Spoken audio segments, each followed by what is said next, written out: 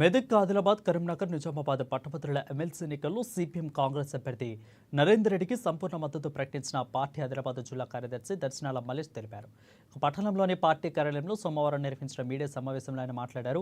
కేంద్రంలో 10 ఏళ్లుగా అధికారంలో కొనసాగుతున్న బీజేపీ 2 కోట్ల ఉద్యోగాల కల్పన హామీని గాలికి వదిలేసిందని అన్నారు. పైగా ప్రభుత్వ రంగ సంస్థలో 100% విదేశీ ప్రత్యక్ష పెట్టుబడులకు అవకాశం కల్పిస్తూ బడ్జెట్ ప్రవేశపెట్టారని అన్నారు. ఇక దీని ఫలితంగా ప్రభుత్వ రంగ సంస్థలు మూతపడే నిరుద్యోగులకు ఉద్యోగాలు వచ్చే అవకాశం లేకుండా పోతుందని అన్నారు. పెరుగుతున్న ప్రైవేటు రంగంలో రిజర్వేషన్లు కల్పించకుండా ఉన్న కొద్దిపాటి రిజర్వేషన్లను కూడా తొలగించే కుట్రలు చేస్తుందని అన్నారు.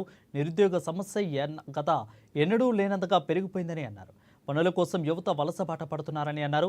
ఉత్తర తెలంగాణ జిల్లాల నుంచి 8 మంది ఎమ్మెల్యేలు, 4 ఎంపీలు, ఒక కేంద్ర మంత్రి ఉన్నప్పటికీ ఇప్పటి వరకు కూడా ఈ జిల్లాలకు ప్రత్యేక నిధులు తీసుకురాలేదని అన్నారు. అయితే బడ్జెట్లో గుండు సున్నా చూపిన వారు నోరు మెదపడం లేదని అన్నారు. బీజేపీ అభ్యర్థిని గెలిపించడానికి కాంగ్రెస్ అభ్యర్థికి తమ పార్టీ మద్దతు ఇస్తున్నట్లు ఆయన వెల్లడించారు.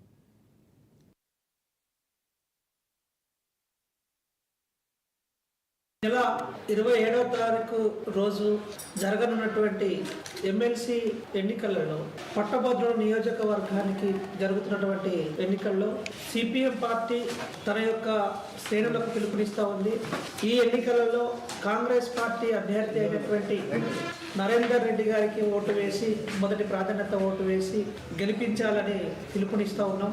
ఈ ఎన్నికలు రాజకీయ కోణంలో జరుగుతున్నటువంటి ఎన్నికలు కాబట్టి ఉమ్మడి ఆదిలాబాద్ జిల్లాకే కాదు, ఉమ్మడి ఉత్తర తెలంగాణ జిల్లాలకి అన్యాయం చేసినటువంటి బీజేపీని ఓడించాలని చెప్పి పిలుపునిస్తూ ఉన్నాం. బీజేపీ ఈ ఉమ్మడి ఉత్తర తెలంగాణ జిల్లాలకు కావచ్చు, మెదక్ ఈ జిల్లాలు, నిజామాబాద్ ఇవన్నీ చూసుకున్నప్పుడు దాదాపు 8 మంది ఎమ్మెల్యేలని బీజేపీ వాళ్ళని గెలిపించి ఇచ్చారు ప్రజలు, 4 మంది ఎంపీలని గెలిపించి ఇచ్చారు. ఇక్కడ నుంచి ఒక కేంద్ర మంత్రి కూడా ప్రాతినిధ్యం వహిస్తూ ఉన్నాడు. కానీ మొన్న పెట్టినటువంటి కేంద్ర బడ్జెట్ లో ₹1 కూడా ఈ జిల్లాలకు కేటాయించలేదు. ఆదిలాబాద్ జిల్లాలో అనేక సంవత్సరాల నుంచి ప్రజలు ఎదురు చూస్తూ ఉన్నారు, సిసిఐని ప్రారంభిస్తారు అని చెప్పి. దానికి ₹1 నిధి కేటాయించకపోగా ఉన్న సిసిఐని అమ్మడం కోసం నిన్న ఈ టెండర్ కాల్ఫర్ చేశారు.